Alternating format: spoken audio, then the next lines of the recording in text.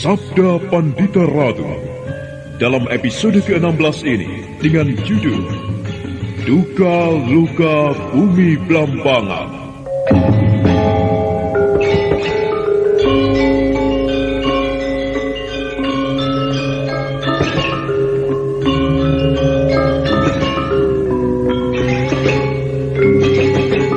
Dalam seri ke-471 ini, dengan para pemain, Ferry Fadli sebagai Kamaswara, Iwan Dahlan sebagai Mahesa Perancangan, Ajeng Atmakusuma sebagai Rahastri Kandi, Ashari sebagai Panci Garit, Naryo sebagai Bresima, Heri sebagai Nelayan, dan Asdi Suhastra, pengantar cerita.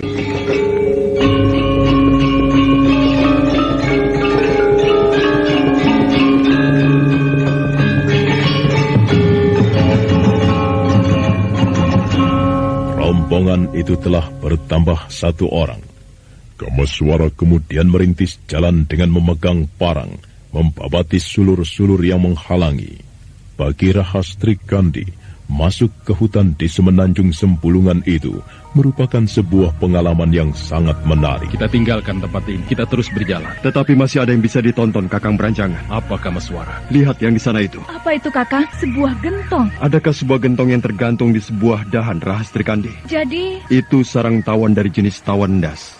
Sengatnya beracun sekali. Jika pipimu terkena sengatnya, maka dalam waktu sekejap akan bengkak. Wah, tanganku gatal sekali. Gatal kenapa, Rahastri Kandi? Aku yakin kemampuan bidikku masih cukup tajam untuk mengenainya. Jangan lakukan itu. Kenapa, Kisana? Tawon-tawon itu bisa mubal, berbahaya. Apa yang dikatakan benar, Rahastri Kandi. Jika kau menyambit sarang tawon itu, maka tawon itu akan marah dan memburu siapa yang telah berbuat jahat dengan mengganggu ketenangan mereka. Dan kau akan berlarian lintang pukang di hutan ini. Kau baru akan selamat jika kau menemukan air untuk menyelam. Sebaiknya memang jangan diganggu. Termasuk daun-daun juga jangan dipetik. Nanti danyang yang menempati hutan ini akan marah. Lalu bagaimana jika Kisanak bertemu dengan harimau? Apakah Kisanak akan diam saja? Menurut apa yang diajarkan oleh kakek saya, jika binatang hutan itu tidak kita ganggu, mereka juga tidak akan mengganggu. Dan sebaiknya kita memang tidak perlu mengganggu apapun di sini. Sebuah jawaban yang bijak sekali, Rahastri. Kau dapat merasakannya? Mari, kita lanjutkan perjalanan. Jangan terlampau lama berhenti di sini. Rombongan itu kemudian kembali melanjutkan perjalanan. Berbagai jenis binatang mereka temui, dari jenis kera, ular, bahkan lutung. Suara mereka ada kalanya hingar-bingar, dan ada kalanya pula sunyi senyap bagaikan kuburan. Kau lupa tempatnya, Kakang Kamaswara? Tidak, kita telah sampai. Di sekitar tempat inilah dulu bongkahan itu jatuh. Rupanya kecurigaanku benar. Kalian ternyata tidak sekedar bermaksud membayar janji atau nazar. Sebagaimana yang telah kalian katakan tadi. Akan tetapi memang ada sesuatu yang tengah kalian cari. Benarkah demikian? Baiklah, Kisanak.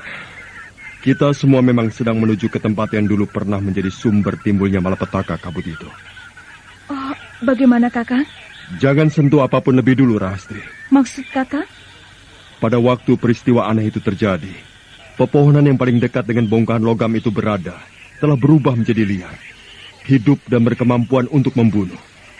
Kita harus membuktikan bahwa dengan munculnya bunga aneh itu sama sekali tidak membawa akibat yang aneh seperti waktu itu. Bagaimana, Kakang? Wajar. Pepohonan ini wajar.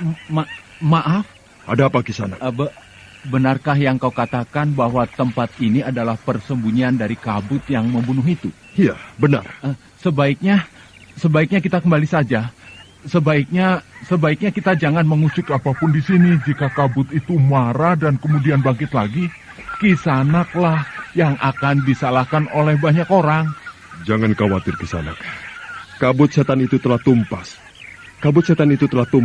Akan tetapi kita memang harus berhati-hati. Akhirnya mereka pun sampai. Kamaswara yang telah tiba lebih dulu telah melihat pohon aneh yang dimaksud. Dan semuanya kemudian mengelilingi pohon aneh yang berbunga aneh pula itu. Pohon inikah yang kakak maksud? Benar, Kamaswara. Nah, kau yang pernah berurusan dengan bongkahan logam yang jatuh itu, barangkali kau mengetahui rahasia apa yang ada pada bunga itu. Aku belum tahu Kakang Beranjangan. Kamaswara memperhatikan bunga yang aneh itu dengan seksama. Diperhatikannya mulai dari tangkai hingga ke kelopaknya. Rasa penasarannya kemudian mempunah. Tetapi tiba-tiba dada Kamaswara berdesir. Kamaswara segera memusatkan segenap perhatiannya. Kenapa? Kita tidak sendirian di sini. Ada orang lain di samping kita berlima. Benar.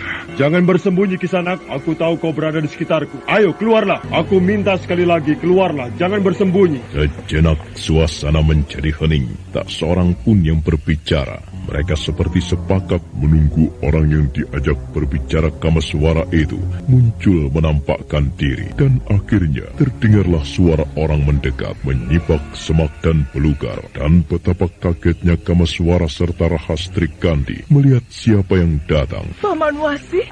Paman Wasi Bresima. Sebenarnya lah, orang yang muncul dari lebatnya hutan itu adalah Bresima. Baik Rahastri Kandi dan suaminya mengenal orang itu adalah Wasi Bresima karena mereka pernah bertemu di Candi Swambara Budura. Namun tidak kalah terkejutnya adalah Kamaswara. Kemunculan sang Wasi Bresima di Semenanjung Sempulungan, padahal sebelumnya berada di Candi Swambara Budura, tentu membawa sebuah masalah yang penting. Dan Kamaswara segera mengurai rasa penasarannya. Paman Wasi Bresima, sungguh sulit dipercaya. Aku bertemu lagi dengan paman di tempat ini. Telah lama aku berada di sini untuk menunggu kehadiran anak emas Kamaswara. Ternyata apa yang aku lakukan tidak sia-sia. Dorongan apa yang menyebabkan paman menempuh perjalanan jauh dari Swambara Budura hingga di tempat ini? Pertemuanku dengan anak emas Rahastri Kandi, anak emas Panji Garut, anak emas Panji Parasu, dan Kensiwi Nareswari di Swambara Budura. Dan setelah mendengarkan kisah yang mereka bawa, semua itu mendorongku untuk segera datang ke tempat ini, anak emas. Karena aku merasa sedikit mengetahui apa arti bunga yang tumbuh di tempat seperti ini. Jadi, paman tahu apa arti pohon yang tumbuh ini? Ya, demikianlah anak emas. Aku memiliki pengetahuan sedikit tentang perbintangan. Benda yang jatuh dari langit dan kemudian menimbulkan malapetaka itu. Sedikit banyak aku mengetahui apa artinya. Terima kasih, paman. Kehadiran paman sangat berarti. Karena dengan demikian akan memperjelas apa arti bunga aneh ini. Paman, apakah munculnya bunga ini berhubungan dengan Candi Swambara Budura itu pula? Tidak, anak emas. Tidak. Lalu? Munculnya pohon aneh ini lebih berhubungan dengan bongkahan logam itu. Sebenarnya lah bongkahan logam itu mempunyai pengaruh yang tidak baik bagi siapapun yang menguasainya. Bukankah anak mas mengetahui pada siapakah bongkahan logam itu berada? Ken Arok, paman. Sekarang ia telah menjadi seorang raja. Anak mas, aku akan menggunakan sebuah bahasa yang sederhana. Siapa yang sekarang menguasai bongkahan logam itu? Orang itu mampu berbuat apapun tanpa ada yang bisa mengendalikan. Akan tetapi yang maha agung, maha adil, anak mas. Kehadiran bunga aneh ini adalah untuk mengendalikannya. Anak mas bisa mengerti apa yang aku maksud? Kamaswara mengangguk-anggukan kepala. Sekejap lamanya dia mencoba mencernakan apa yang dimaksud sang Wasi Bresima, seorang wasi yang pernah didatangi umat Durga para Bandari untuk meramalkan kapan bulan purnama akan terjadi. Bagaimana anak mas? Anak mas mengerti yang aku maksud? Terima kasih, sang wasi. Aku mengerti apa yang sang wasi maksud. Rupanya, meski Ken Arok adalah manusia kinasi, yang dikasihi oleh para dewa. Akan tetapi ia tetap manusia biasa yang tidak lepas dari cacat dan celah. Di samping ketempatan sifat yang baik, akan tetapi juga sifat yang buruk. Pernah suatu kali, aku membayangkan siapakah yang akan sanggup mengingatkan Gen Arok. Nah, anak mas, tugasku untuk menerjemahkan kegunaan bunga ini. Anak mas telah tahu, kelak anak mas mungkin terpaksa harus menggunakannya. Manakala anak mas melihat pemegang wujud bongkahan logam yang sekarang telah menjadi sebilah keris itu, telah tergelincir. Jika demikian, lalu apakah yang harus aku lakukan terhadap bunga ini, Paman Wasi Bresima? Biarkan saja bunga itu di tempatnya, anak mas. Kelak jika anak mas merasa membutuhkan, anak mas bisa datang kemari mengambilnya. Dan rupanya hanya anak mas seorang yang sanggup melakukan. Baiklah, Paman. Terima kasih.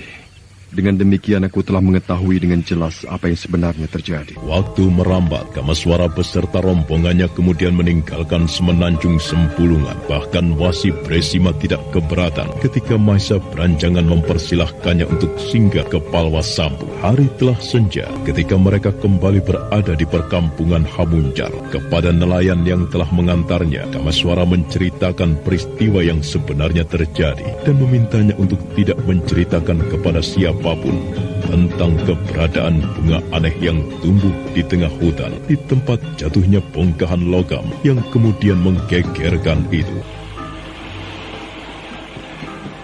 Sungguh Tuan, saya sungguh tidak mengerti jika Tuan adalah orang yang telah menumpas kabut itu. Maafkanlah aku Tuan, jika sebelumnya aku telah bersikap tidak sepatutnya kepada Tuan. Kau tidak perlu mengubah diri, Kisanak. Aku justru lebih senang dengan sikapmu sebelumnya. Akan tetapi Tuan telah melakukan tindakan yang amat mulia. Tuan telah menumpas kabut yang menjadi sumber malapetaka itu, Tuan. Baiklah, jika kau menganggap demikian, terserahlah. Tetapi aku mempunyai permintaan. Rahasiakan apa yang telah kau lihat mengenai bunga aneh itu. Jangan khawatir, Tuan. Aku merasa berkewajiban untuk merahasiakannya. Maka kemudian Kamaswara dengan segenap rombongannya yang bertambah Sang Wasi Bresima meninggalkan tepian Teluk Pangpang kembali ke Palwasambu dalam gelap yang hanya diterangi oleh bintang-bintang yang gemerlapan di langit. Mereka berkuda.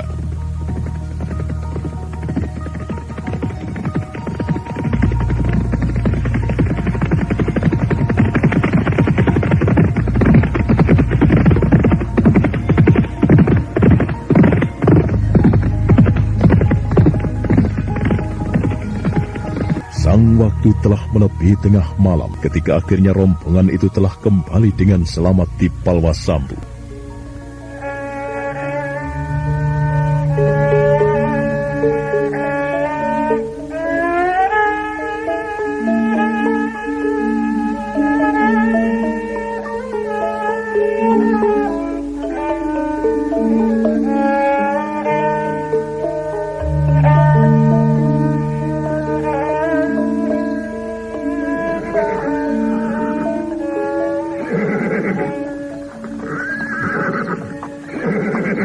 Inilah perguruan Palwasambu Sang Wasi.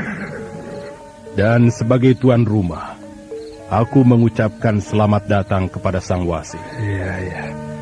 Terima kasih, anak mas. Mahesa Branjangan memberitahu istrinya dengan kehadiran tamu Wasi Bresima. Dapur pun kemudian menyala. Beberapa orang Magarsari memasak untuk menyuguh tamu itu. Namun dalam pada itu, Kamaswara seperti tidak mampu lagi menahan rasa penasarannya. Kamaswara mengajak Wasi Bresima ke halaman pendopo perguruan.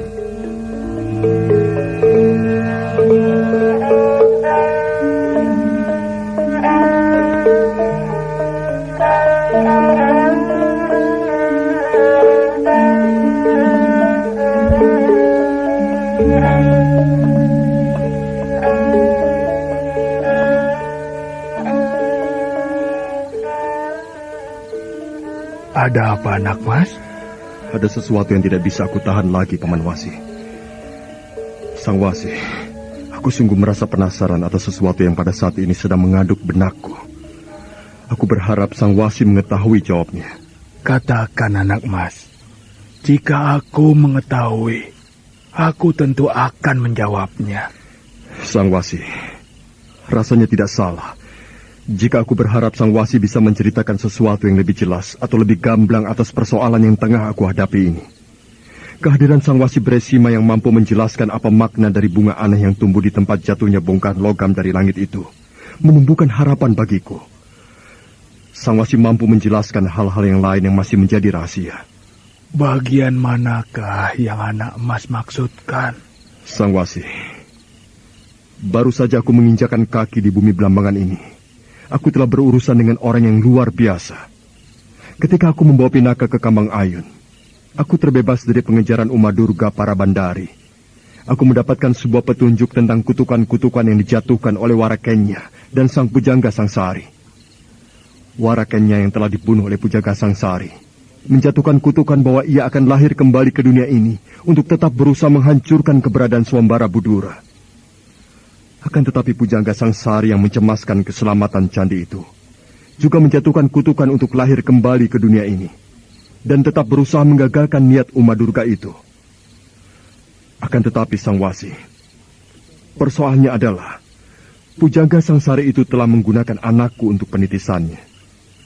Petunjuk yang aku dapatkan di Kambang Ayun adalah bahwa akan ada 3 orang yang bertanda raja di tangan kirinya yang berwujud mata, yang melambangkan orang itu adalah pengikut titisan Warakenya atau Umadurga.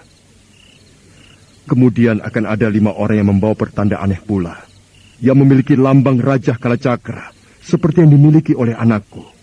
Mereka lah yang karena takdir akan membantu melindungi anakku. Sang Wasi, belum lama seorang lelaki bernama Damar Tawon. Ia masih muda, berusia tidak berapa jauh denganku.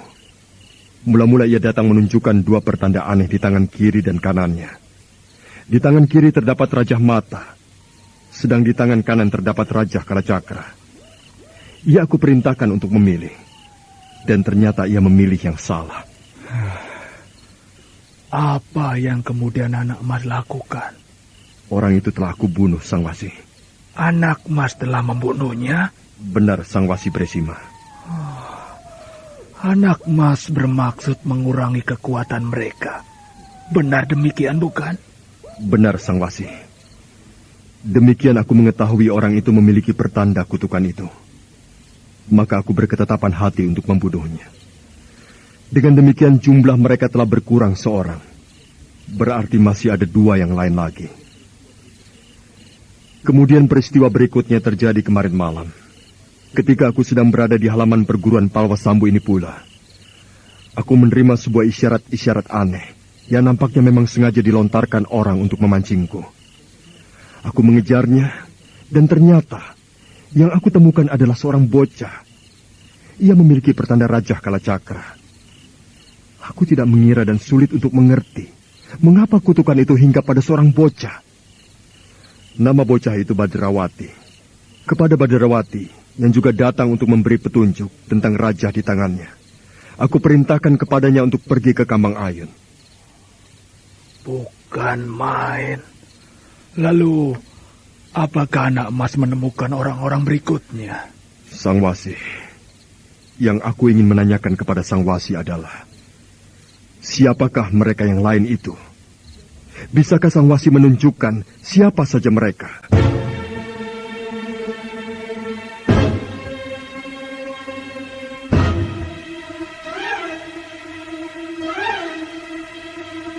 Wasi Bresima mengangguk-anggukan kepala, bagaikan mencoba mengerti bagaimana jalan pikiran Kameswara itu.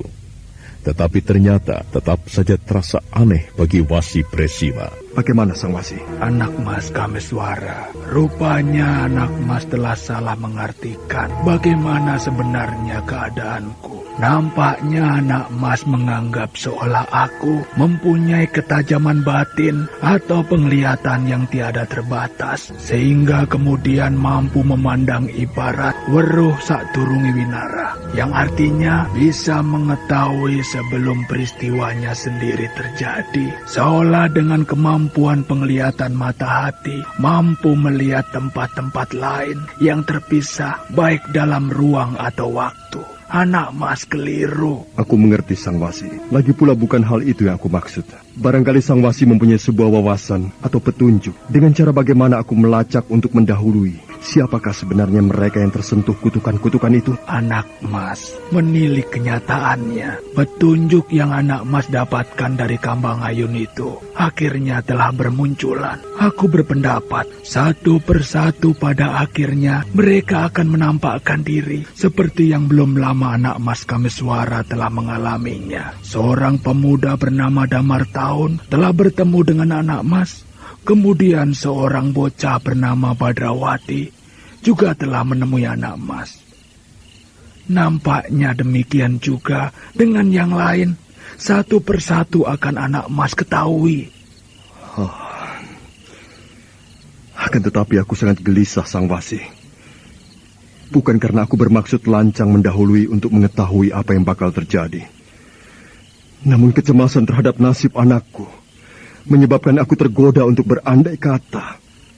Andai kata saja aku bisa mengetahui siapa saja mereka atau di mana saja mereka, akan lebih mantap yang aku lakukan untuk menghadapi sepak terjang titisan Warakenya itu. Paling tidak aku bisa mendahului bertindak. Anak Mas Kameswara. Bagaimana Sang Wasi? Apa yang anak Mas persoalkan mengingatkan aku bahwa aku pernah mengalami keadaan serupa. Sebuah rasa penasaran yang mendorongku untuk mengetahui apakah yang kira-kira akan terjadi. Hal yang aku rasakan sebagai sebuah dosa karena berani mengintip rahasia Batara Agung yang masih belum tergelar. Maksud Sang Wasi? Ketika aku berada di Swambara Budura, di sana aku melihat munculnya sebuah bintang yang lazim disebut bintang Kemukus. Bintang berekor yang dipercayai sebagai bintang yang menandai akan adanya sebuah malapetaka. Nah, hal itulah yang kemudian mengusikku, serta membuatku penasaran, dan kemudian muncul dorongan keinginan mengetahui peristiwa apa yang sedang ditandai oleh munculnya bintang aneh itu. Dan apakah kemudian yang Sang Wasi lakukan? Seperti apa yang sekarang kau lakukan, anak Mas Kameswara. Lalu? Baiklah, anak Mas. Meski sebenarnya apa yang anak Mas lakukan adalah seperti mengintip apa yang belum terjadi, yang sebenarnya adalah bukan menjadi hak manusia, tetapi menjadi hak dan rahasia yang batara. Aku tidak keberatan memberi petunjuk bagaimana kau melakukannya. Akan tetapi, tetap saja ada yang aku cemaskan, anak Mas. Apakah ada sesuatu yang Sang Wasi cemaskan? Ada, anak Mas. Yaitu, jika menilik cerita anak Mas sendiri, siapapun mempunyai kemungkinan bakal ketempatan kutukan itu. Tak peduli orang itu mungkin adalah orang yang mempunyai hubungan dekat dengan anak Mas sendiri. Bagaimana? Apakah anak Mas Kameswara telah siap untuk menghadapi kenyataan seperti itu? Mungkin aku bisa menjadi gila, Sang Wasi. Akan tetapi itu lebih baik daripada tidak. Baiklah, anak Mas. Aku akan mengajari anak Mas bagaimana cara melakukan. Akan tetapi, ada perilaku tirakat yang harus anak Mas kerjakan. Apa laku tirakat yang harus aku lakukan, Sang Wasi? Di antaranya, anak Mas harus melakukan pati geni selama 7 hari 7 malam lamanya. Di saat itulah, anak Mas akan dapat menjelajahi ruangan angan-angan, di mana anak Mas dapat menggunakannya untuk mencari orang-orang atau siapapun mereka yang mempunyai kaitan dengan kutukan itu. Akan aku kerjakan syarat itu dengan sebaik-baiknya, Sang Wasi. Maka demikianlah Kameswara telah mantap akan melakukan apa yang dikatakan oleh Sang Wasi Bresima. Dan sang waktu terus bergerak tak dapat dicegah oleh siapapun. Hingga kemudian pagi berikutnya telah tiba. Sebuah pagi yang membingungkan semua orang. Karena Kameswara tidak keluar dari dalam biliknya.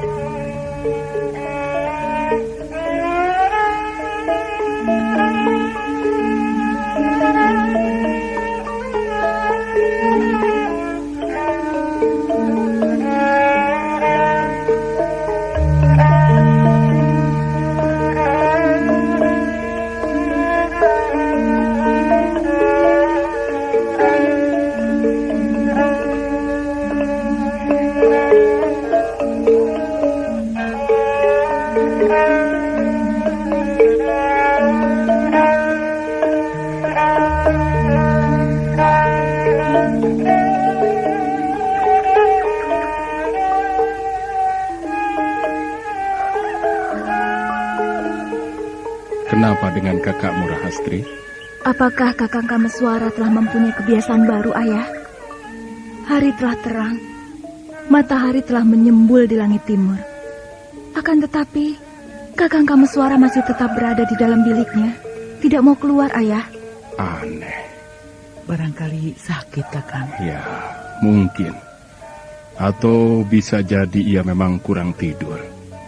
Dan ia ingin memuasi rasa kantuknya itu dengan bangun lebih siang. Tetapi itu tidak pantas, Ayah.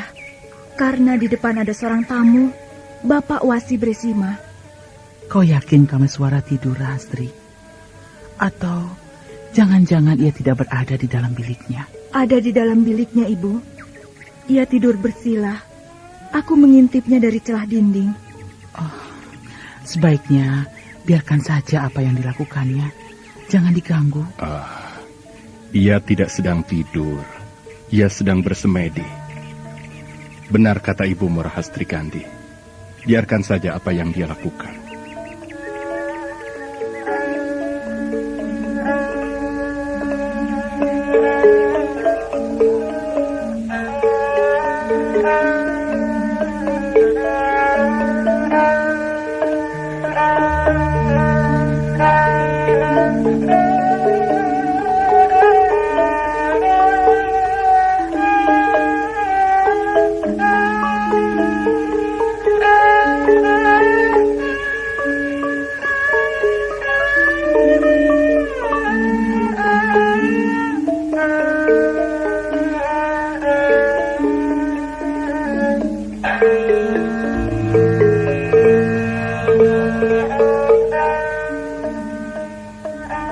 Pagi pun kemudian merampat ke siang, bahkan kemudian menjadi sore.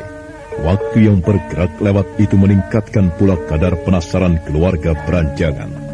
Mereka bertanya-tanya dalam hati, tetapi ketika kemudian hari kembali menjadi gelap dan Kameswara masih juga berada di dalam biliknya, penasaran itu berubah menjadi resah. Ibu, Ada apa? apa sebenarnya yang dilakukan Kakang Kameswara, Ibu? Nampaknya ia sedang melakukan pati geni, Nduk. Kau tidak perlu cemas. Bukankah ayahmu juga sering melakukannya? Mendiang kakekmu juga sering melakukannya. Tetapi Ibu, Kakang Kameswara tidak pernah menceritakan sebelumnya. Kakakmu itu menyimpan banyak masalah, Rahastri. Dan kebiasaannya adalah menyimpan rapat-rapat apapun yang berada di dalam hatinya. Tetapi itu tidak padaku, Ibu. Itu dulu, bukan sekarang, Rahastri. Rahastri Kandi termangu bagai sedang merenungkan apa yang baru saja diucapkan ibunya. Sementara di pendopo, Beranjangan terdengar berbincang akrab dengan Sang Wasi Bresima. Dan nampak Panji Garit sedang berbincang dengan seorang siswa di halaman. Nah, mampukah Kameswara melacak jejak orang-orang yang terkena sentuhan Raja Trinetra dan Kalacakra?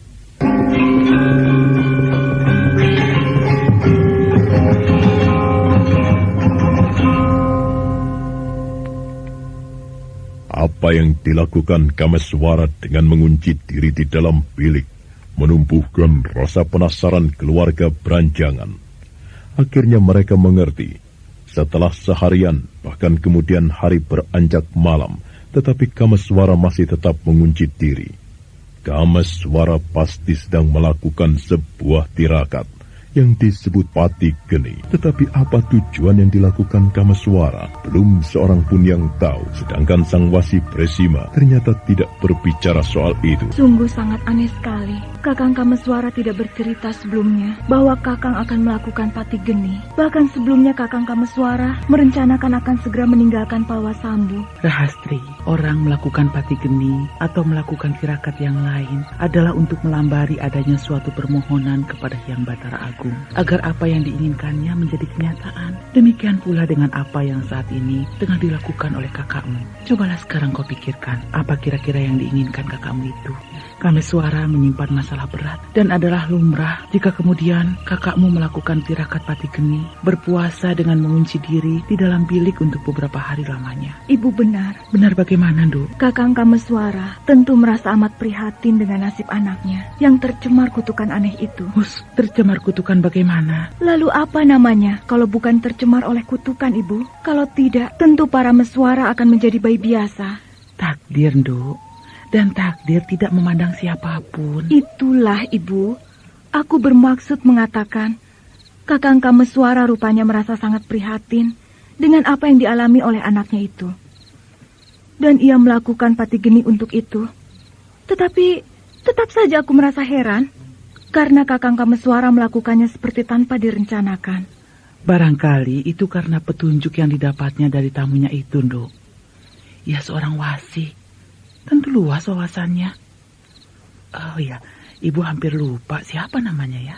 Wasi Bresima, Ibu. Iya, Wasi Bresima. Menurut ayahmu, orang itu sangat menguasai dan mumpuni dalam ilmu perbintangan. Dan Merama? Iya. Aku akan menemuinya. Hus, untuk apa? Aku ingin menanyakan kepada Sang Wasi.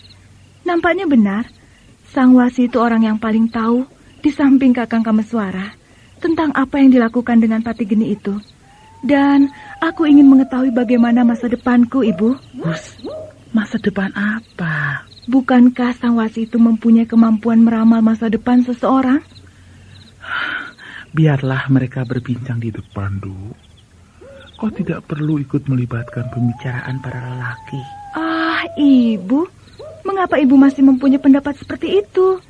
Jadilah kau seorang perempuan yang tidak kehilangan kodratmu.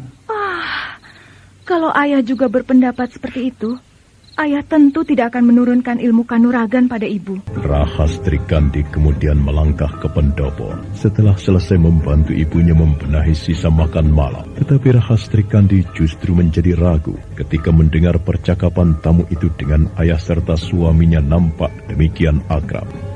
Tiba-tiba saja Rahastri Kandi merasa tidak pantas untuk ikut menggabungkan diri.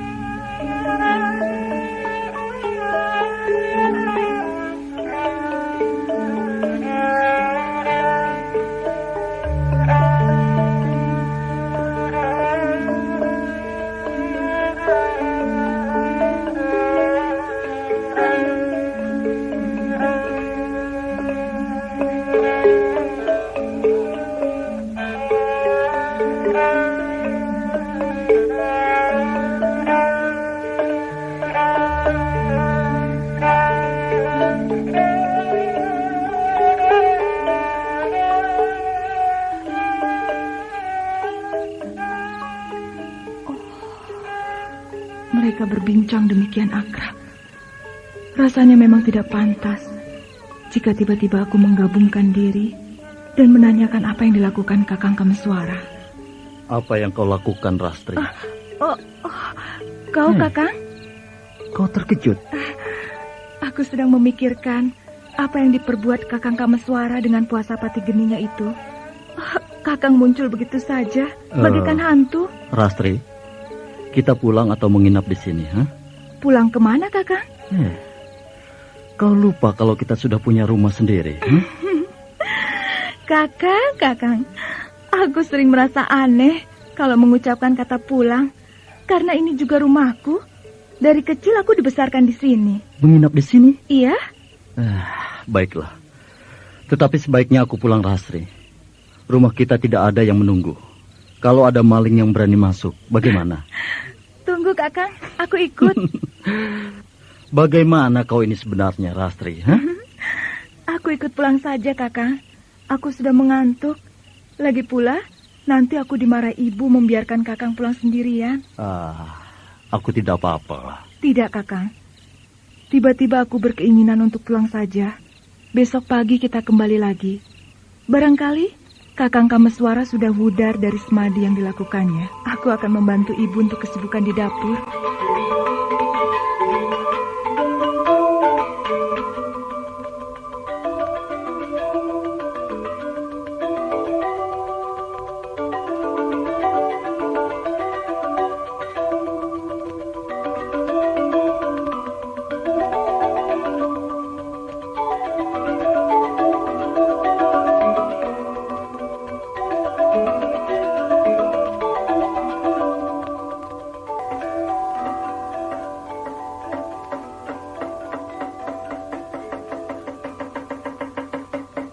Suasana terasa tenang dan damai, manakala waktu terus beranjak ke arah pusat malam, ketika kemudian terdengar suara kentongan yang dipukul dengan nada doromuluk.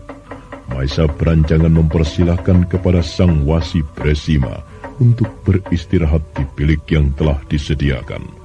Bilik khusus yang disediakan untuk tamu yang berada di sudut pendopo, dipisahkan oleh sebuah longkangan dengan bangunan induk. Maisa Beranjangan sendiri menyusul istrinya ke pembaringan.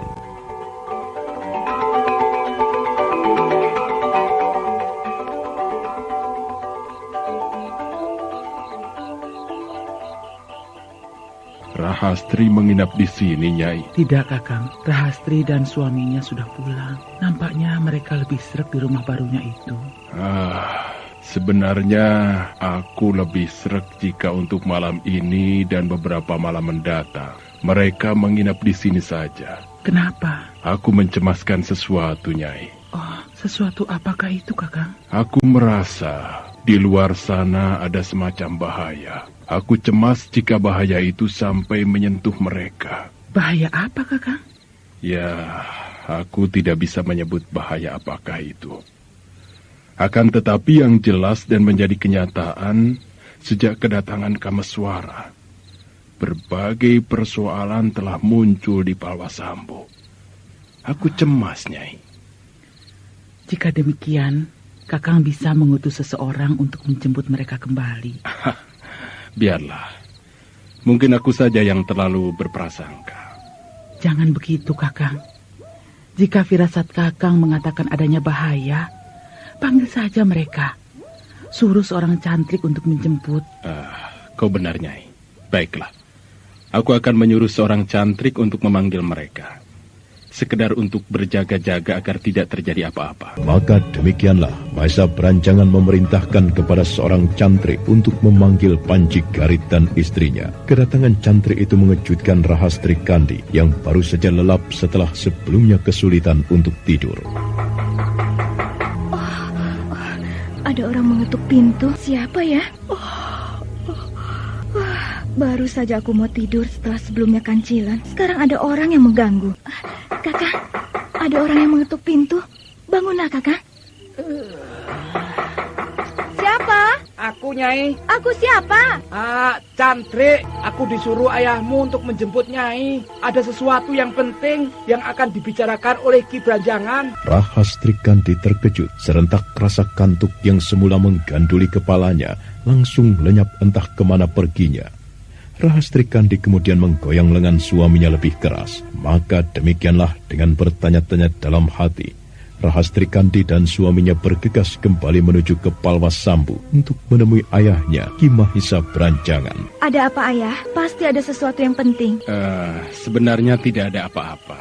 Ayah hanya menghendaki agar pada malam ini hingga kakakmu Kameswara selesai bersemedi, kalian berdua tidur di sini. Hanya itu, Ayah? Iya. Benarkah hanya demikian?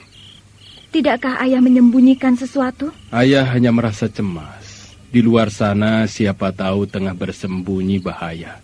Ayah tidak ingin bahaya itu menimpa kalian. Maaf, Paman. Apakah sebenarnya memang ada bahaya yang sedang membayangi perguruan Palwasambu ini? Atau barangkali pembicaraan antara Ayah dan Paman Wasi Bresima menyimpulkan keadaan yang demikian, Ayah? Rasanya tidak mungkin Ayah sampai memanggil kami berdua jika benar-benar tidak ada bahaya. Sudahlah. Kalian berdua jangan banyak bertanya. Turuti saja apa perintah Ayah. Kalian berdua tidur di sini. Jika Ayah mencemaskan kami berdua, lalu bagaimana dengan Bibi Kensiwi dan Paman Panji Parasu di Pesanggaran? Apakah Ayah tidak juga mencemaskan mereka? Ayah berharap ini hanya sekedar firasat saja dan semoga tidak terjadi apa-apa.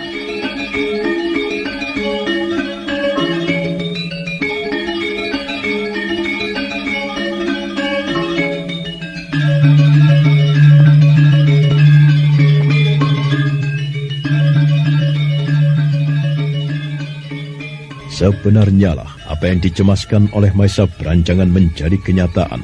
Dari kegelapan malam berlindung pada hitam warna gelap dari balik pepohonan, dua pasang mata sedang memperhatikan pendopo perguruan Palwas Sambu itu dengan seksama. Namun dari pancaran tatapan matanya seolah memancar hawa kemarahan. Bagaimana Kiai? Bukankah benar apa yang aku katakan? Kau benar, Adiresi. Aku mampu melihat dengan ketajaman mata hatiku pemuda itu berada di sana. Tetapi ada yang aneh, ia hanya seorang pemuda. Jangan meremehkan Kiai. Meski ia masih pemuda, akan tetapi dia memiliki kemampuan kanuragan yang sulit diukur. Kau terlampau memujinya, Adiresi. Aku tidak memujinya, Kiai Bandarmau. Akan tetapi aku mengatakan yang sebenarnya. Menggelikan sekali.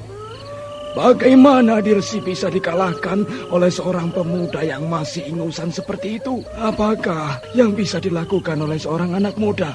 Terserahlah, apapun penilaian Kiai. Tetapi Kiai nanti akan melihat dan menilai sendiri.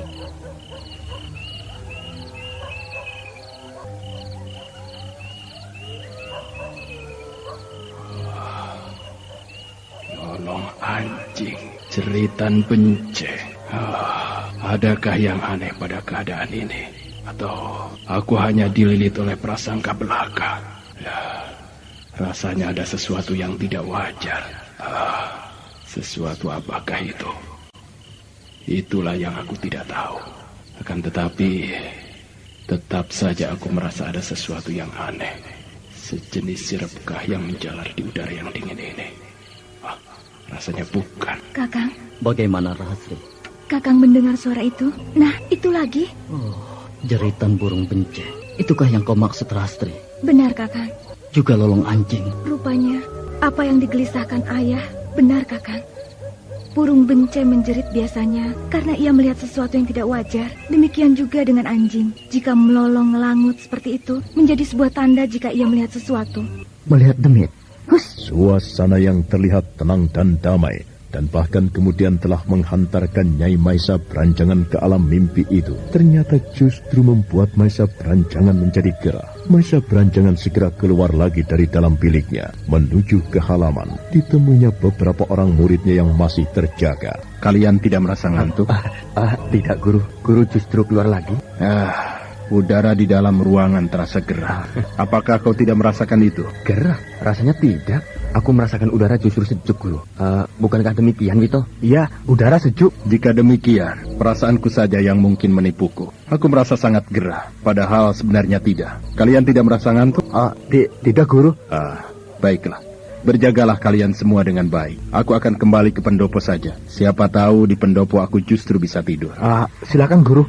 Rupanya Sang Wasi belum tidur. Belum, Adi Beranjangan. Aku sudah mencoba untuk memejamkan mata. Akan tetapi, bagaikan ada sesuatu yang mengganjal di pelupuk mata ini, yang menyebabkan aku tidak bisa tidur. Kalau begitu, mari kita berbicara di pendopo, Sang Wasi. Nampaknya memang ada sesuatu yang akan kita bicarakan. Sang Wasi, bagaimana pendapat Sang Wasi dengan suasana malam ini? Juga dengan lengkingan burung benceng itu. Seolah di atas rumahku ini sedang berterbangan beberapa ekor burung benceng. Adi Beranjangan merasakan sesuatu yang tidak wajar. Ya, ini mungkin sekedar kegelisahan yang tidak beralasan, Sang Wasi. Tetapi memang benar, aku merasa gelisah. Seolah ada bahaya yang membayangi rumahku. Bagaimana pendapat Sang Wasi sendiri? Adi Beranjangan benar. Kita rupanya merasakan kegelisahan yang bersumber pada keadaan yang sama. Adi Beranjangan, apakah Adi merasakan sesuatu yang mengalir di udara ini?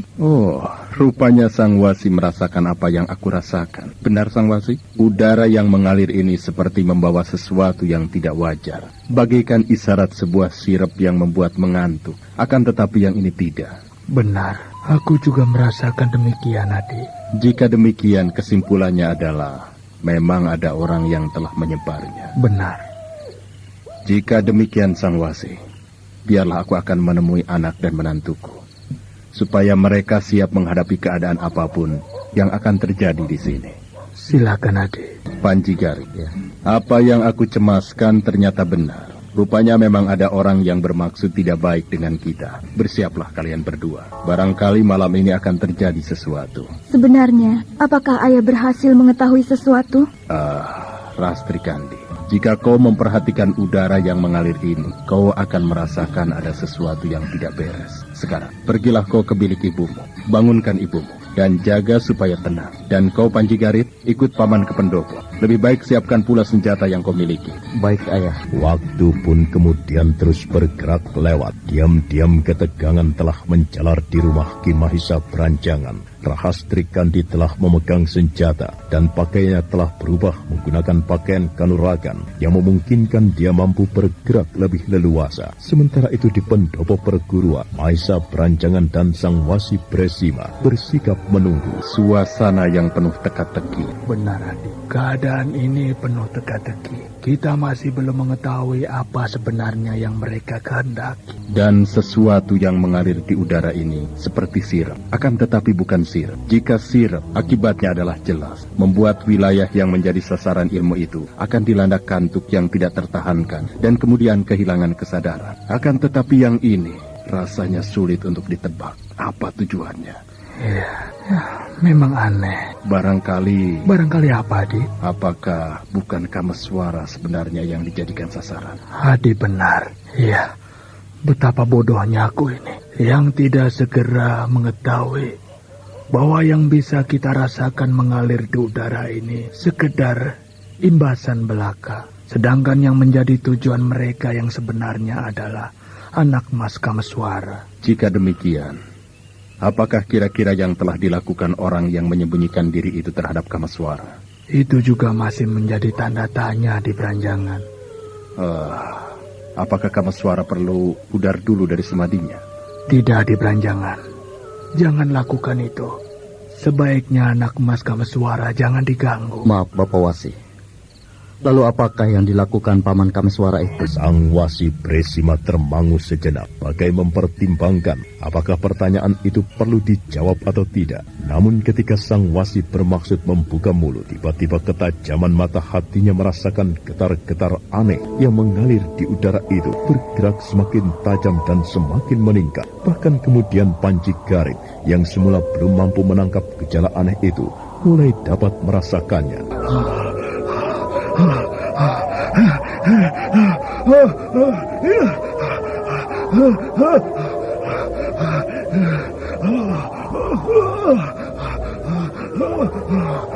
Dalam duduk bersila di pemusatan semadi dengan tangan kiri mendekap dada dan tangan kanan menumpas di atasnya, namun telapak tangan kanan bersikap menyembah. Kameswara yang telah melakukan patik geni itu mulai gelisah, seperti ada sesuatu yang mengusiknya.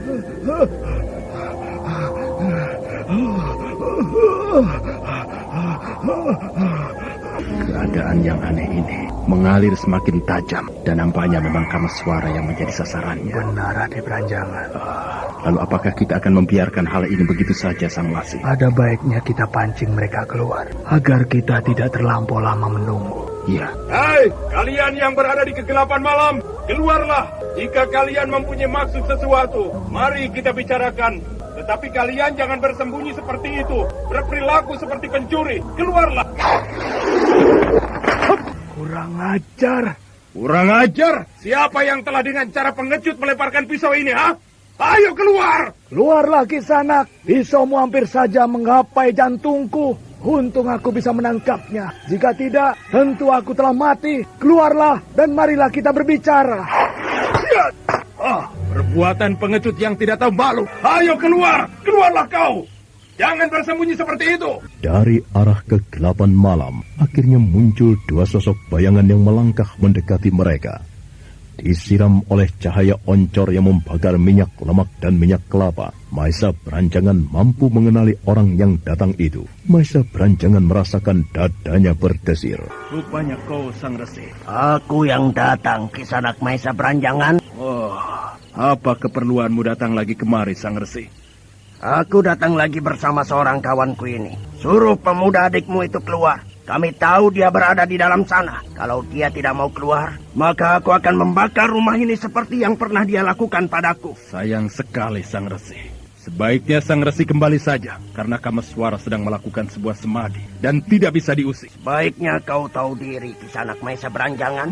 Meskipun kau mencoba menghalangi, namun seharusnya kau telah mengetahui siapa yang sedang kau rintangi pada saat ini. Sang Resi, sebaiknya Sang Resi tidak berbuat apapun di halaman perguruanku ini. Oh, enak sekali kau mengatakan hal itu, Kisanak Maesa Beranjangan. Kau pikir aku bisa menerima perlakuan adikmu itu terhadap muridmu Damar Tahun? Kau sendiri akan rela jika murid-muridmu itu aku bunuh? Bolehkah aku ikut bicara, Sang Resi? Oh, siapa kau? Namaku Bresima. Aku berasal dari Panarukan. Bresima. Jadi kaukah seorang wasi yang terkenal dari pesisir utara Jawa itu? Terima kasih jika Sang Resi memujiku demikian. Aku benar. Bresima berasal dari pesisir utara Panarukan. Kenapa kau berada di sini, Wasi Bresima? Pemilik perguruan ini serta pemuda yang kau cari adalah sahabat-sahabatku. Itulah sebabnya saat ini aku tengah berada di sini. Dengan demikian, apakah kau akan melibatkan diri? Nah, apa yang kemudian akan terjadi di halaman perguruan Palwas Sambu itu? Dan bagaimana semedi yang sedang dilakukan oleh Kameswara? Saudara pendengar, untuk mengetahui jawabannya, ikutilah kelanjutan kisah ini dalam seri berikutnya. Sampai jumpa.